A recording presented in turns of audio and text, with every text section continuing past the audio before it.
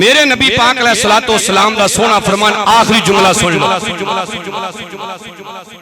سرکار نے فرمایا، حضرت عبداللہ بن زبیر فرماندے نے، نبی پاک علیہ السلام نے فرمایا طوبی لمن اسکنہ اللہ احدی العروسین اسقلان و غزہ۔ حضور فرماندے نے اس بندے واسطے جنت دی خوشخبری ہوے جڑا اسقلان وچ رہندا ہے، جڑا غزہ وچ رہندا ہے۔ خوشخبری جنت دی۔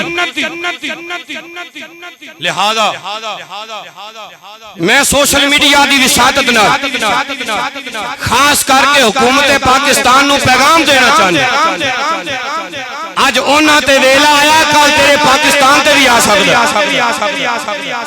خدا را مسلمان ایک جان دی مانند نے، ایک جسم دی مانند نے، آج چھڈو غوری کتھے سنبھال کے رکھے نے، انہوں تو پردے لاؤ۔ آج پردے لاؤں دا ویلا آیا۔